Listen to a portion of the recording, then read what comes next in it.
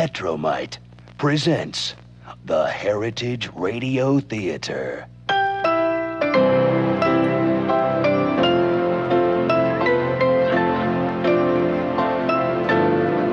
Tonight's presentation is a journey into fear as the Heritage Radio Theater presents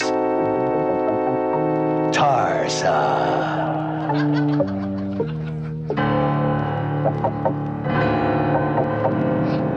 We know now that those fun-filled, carefree days of the late 1980s were full of blind optimism and self-delusion. Had we but listened to the whispers on the winds of destiny, we might have heard the footsteps of approaching doom.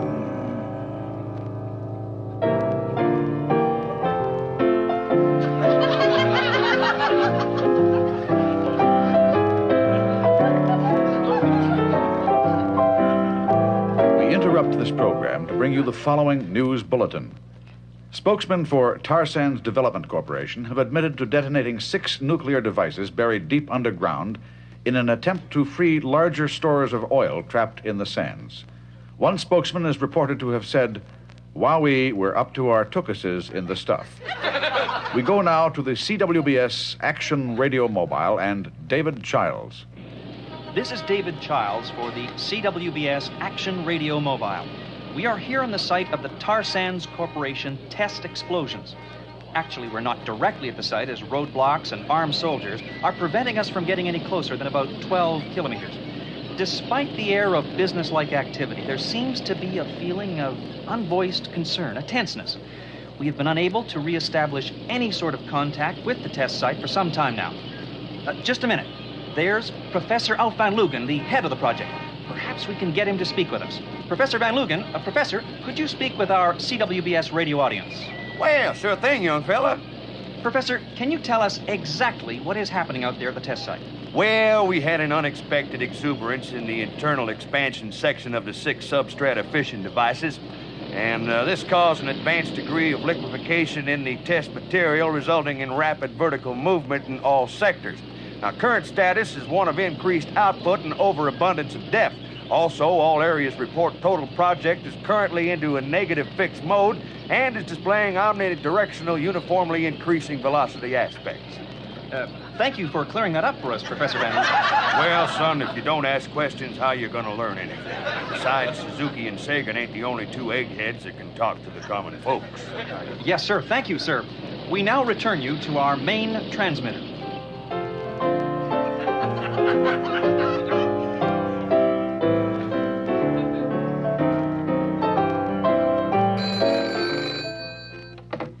Good morning, Alberta Department of Oil and other profit-making things. Whom shall I say is calling, please?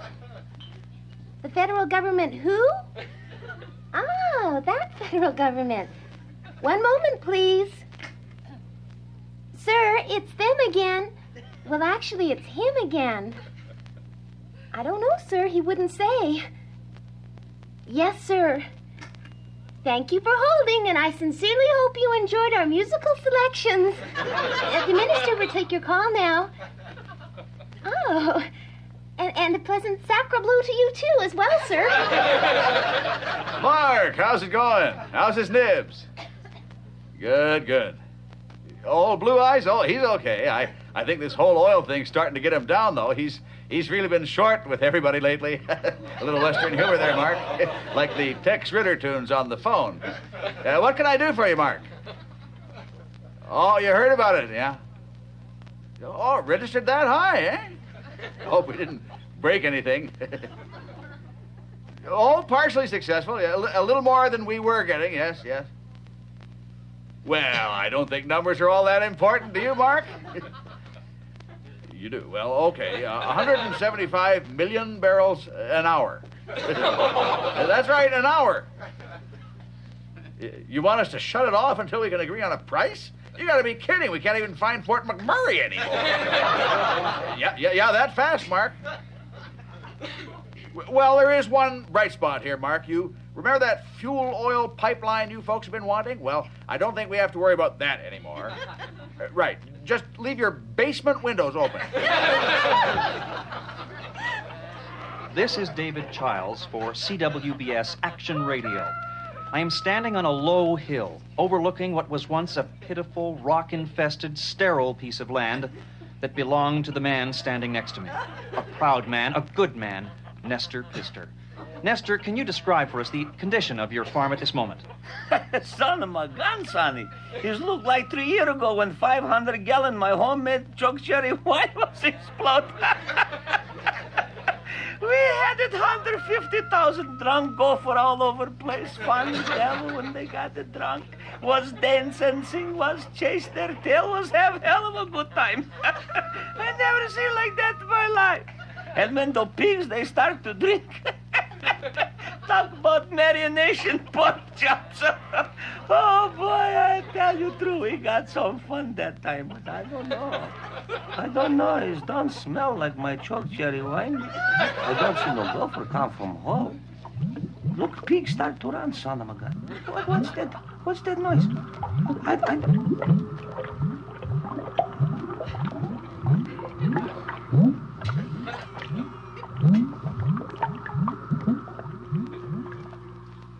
Promised today that they would pay $16,000 if it's painted red. It's day 17 of the giant oil seep, now nicknamed Tarsa. Government officials, at first gleeful, are growing somewhat concerned. In a press release today, the oil minister revealed plans to comply with the Alberta government's concept of decentralization of provincial offices by moving the entire ministry from Edmonton to Guam.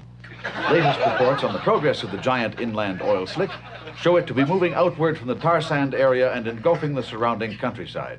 At present, it is approximately 18 miles north of the city and advancing at roughly 19 miles per hour. In other news today, hey, what happened to the lights? What's that noise?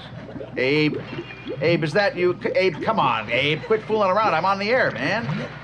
Come on, Abe!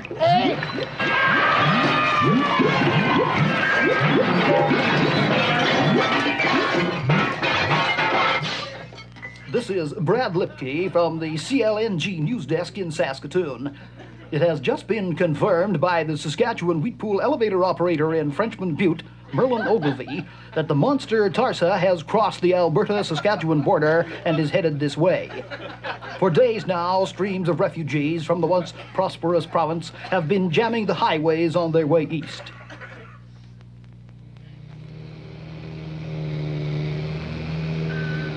This is Link Gumby, CLEN Sky Eagle, reporting in from some 2,000 feet over the Thunder Bay area. I'm moving west out toward Kakabeka Falls, the last reported sighting of the monster Tarsa. I'm approaching Kakabeka now, and still no sign of the... Wait a minute. There it is. I can't believe it. An immense black glistening mass surging and rolling inexorably across the countryside. It swallows buildings, automobiles, people, moo cows, anything in its path. You wouldn't believe the smell. I've seen enough. I'm turning back. Uh-oh. Come on, baby. You can't do this to me. I'm losing altitude. What would Air Canada do in a situation like this? I know. They'd lighten the ship. Drat, I don't have any luggage to lose. I better call for help. October. Wait a minute, that doesn't sound right. I know that's for some crisis, but I can't remember which one. Wait a minute, I remember. It's that commie holiday. Mayday. It's no good. I'm going down to 100 feet. I better go bilingual. Assistance, s'il vous plaît.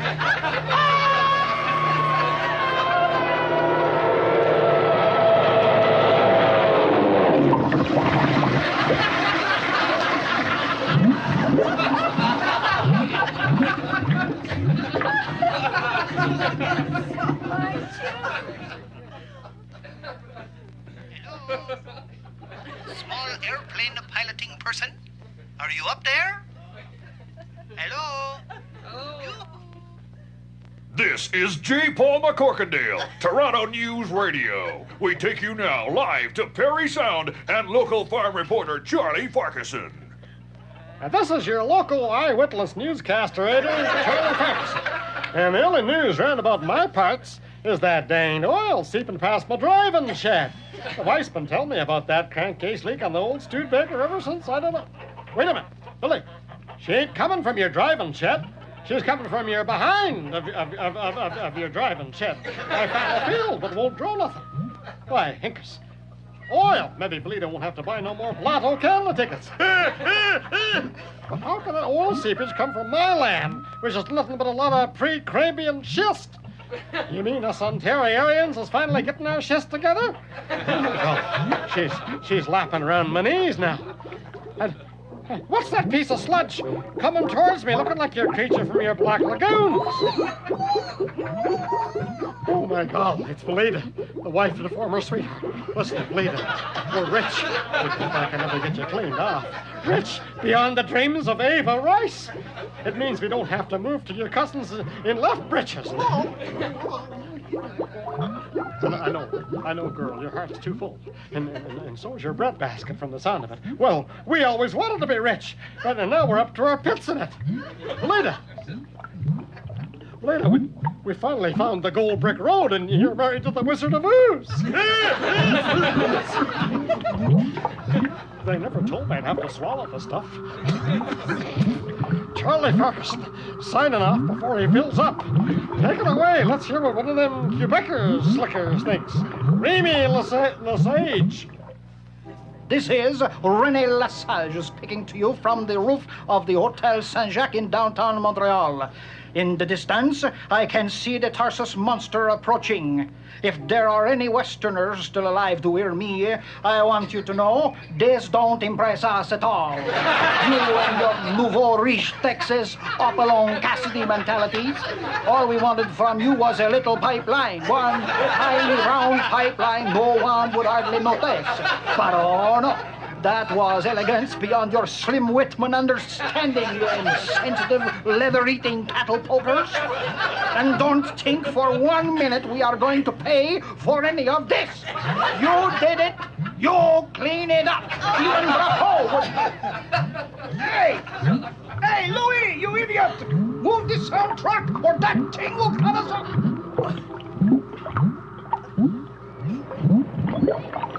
This is John Crennis talking to you from Signal Hill Park in St. John's, Newfoundland. The great oily mess has covered up nearly Everton to a depth of 5 feet. Even Joey's lovely little statue that he bought and paid for with his own money. If you'd been larger than life size, we might still be able to see a little of you, Joe. Oh, I guess I'm nearly about the only one left in the whole country. You know the saddest thing to me about this whole business? I'll not get the chance to do my Anne Murray imitation at this year's Anne Murray Festival and cod polishing exhibition. Ah, to heck with it. I worked too hard to never do it. Come and get me a great black greasy mess. The last thing this country will hear will be the words of our beloved Annie.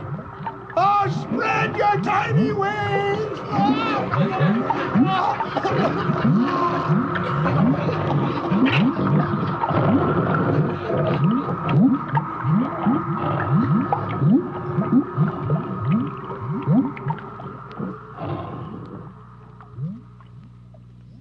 This has been the Heritage Radio Theater, brought to you by Petromite, a division of Petrocan. Good night. Is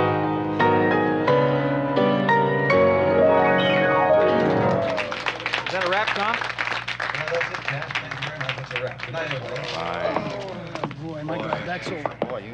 You know, if that children's theater job had come through, I wouldn't have to do this garbage. Ugh, I hate radio acting, man. Well, like they say, it puts the groceries on the table. Say, speaking of groceries, you want to grab a pizza, would you? Oh, yeah, listen, man, I would love to go for a pizza. I'm starved.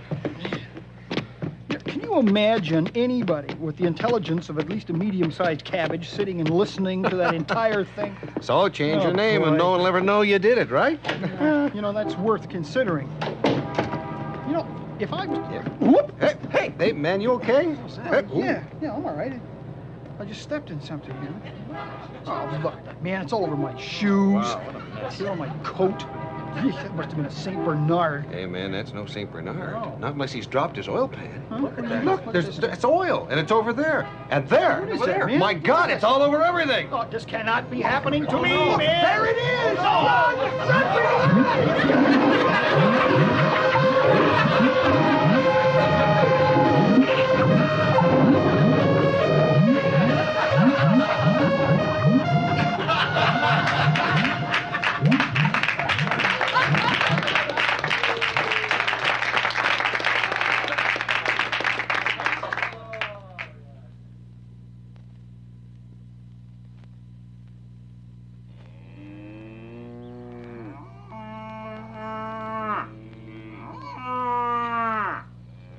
That's a lot of bull.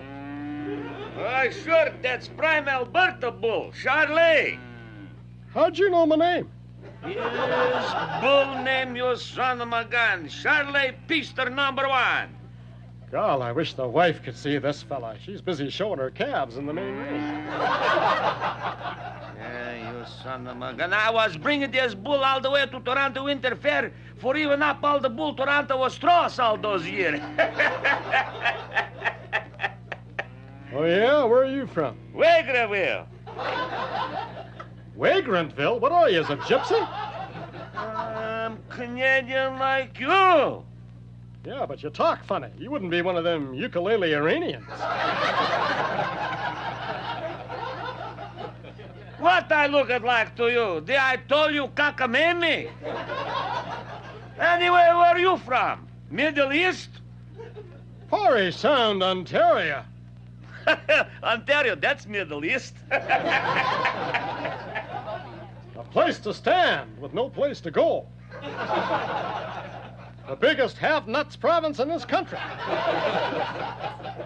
Thanks to you sods and busters who sit up all night smoking potash.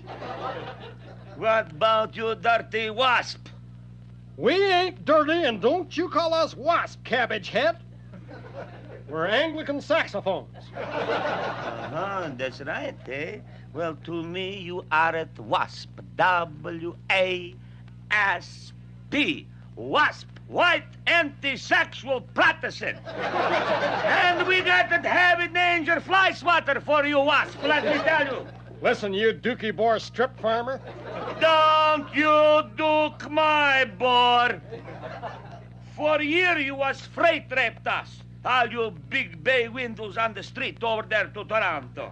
That's not rape, them's rapes. Rape! Rape!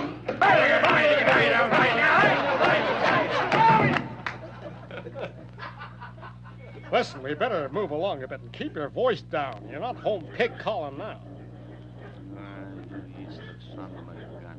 Tell me your side story. Why you got all this fuss from Constitution?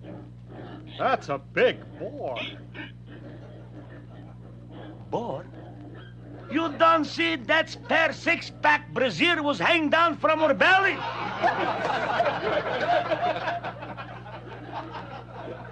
It's hard to explain our Constitution in front of a bunch of pigs. Okay. We move it over to sheep. You got sheep, Charlie? Sure. How many you got, it? I don't know. I never counted. Why not? Every time I do, I fall asleep. That's what... Why you try like that? You realize this first time I've been to Toronto Winter Fair? It's your Royal Winter Fair. Of course, that wouldn't mean nothing to you foreigners. You're probably one of the ones wanting to cut off the insignia of our RCMPs. What's me that RCMPs? Roman Catholic Members' Parliaments? Mounties, squarehead. Oh, you mean monkey police? I suppose you Alberta schnooks wouldn't care if our government took the royals off of their shoulders and let them walk around in the uniforms that just pee on it. That's what Trousseau wants to do. Trousseau who? From your trousseau. Oh. That's French for first wedding dress. Mind you, he never done it till he was almost over the Parliament Hill. My God, you should understand French. It's a kind of a broken English language like you Europeans. Listen, Buster. Wasp on you. Anyway, what's all that's got to do with Constitution? Listen to that bunch of sheep. Your Constitution is a piece of paper that's lying in the privy over in England. Whee! So much fuss over one piece?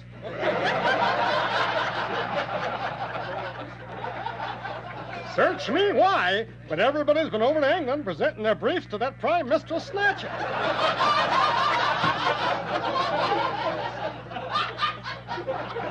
Except for Trousseau, he usually goes off crotch country skiing. While the rest of us goes downhill. Yeah, or Uncle Coseribles dance chic to chic.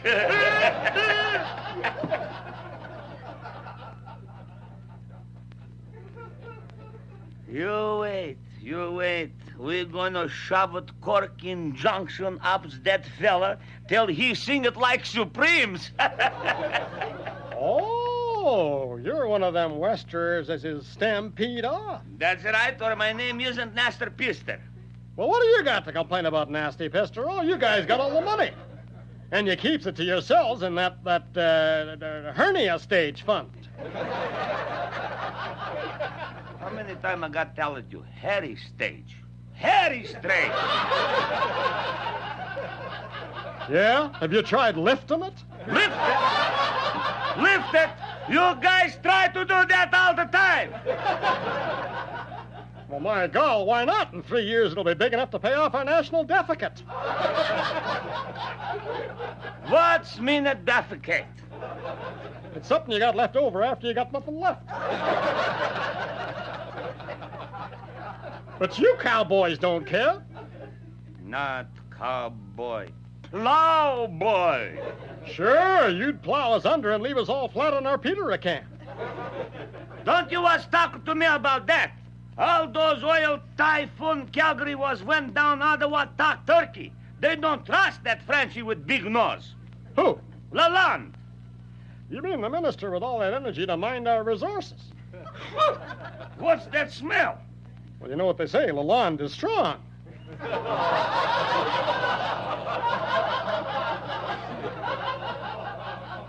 Never mind, makes things grow.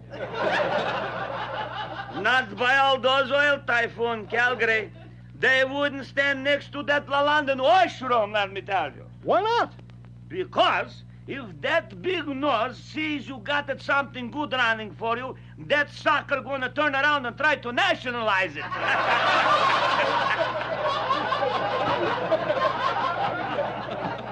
So what you Western aliens gonna do? We're going to stick it to our leech. What's that? Merv leech. Is he out for blood? He charge for get grits out of tar sands. Yeah, but the trouble is them grits always gets back in. But my God, now, if the wife and I had relations out in Alberta, life might get interesting. You mean you don't got it, no relation? What you do, watch TV all the time? You don't understand, Pisty. My name is Charlie Farquarson, and the wife and former sweetheart is Belita Drain Farquarson. She was a drain on her father's side, but a leech on her mother. Yet figure, that's what we think about all you Easterner guy.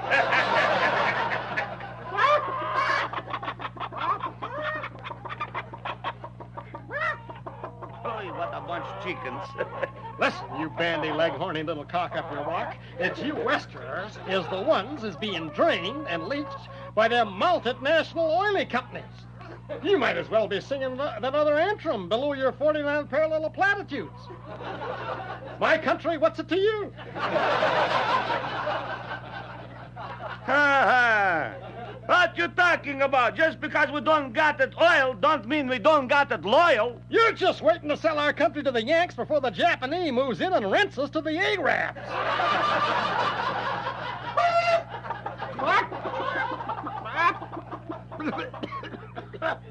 That's lot chicken shift. Yeah. Let's move further down towards your goose. But when are we going to buy our country back? You crazy Farquarson. You don't know about us Western farmers, that's all. We was all got together to buy oil company last month. Yeah? Yeah, with money we got it from our big chicken co-op. You understand that? Sure. Can I get in on that? I got a little chicken feed myself. After all, us farmers should cooperate together.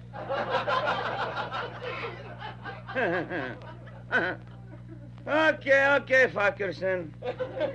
Even after you was get up my gander, you still don't was cook my goose. It's a deal.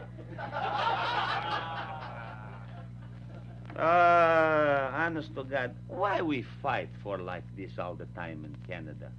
Oh, it's like these here animals. Does you good to be in heat once in a while.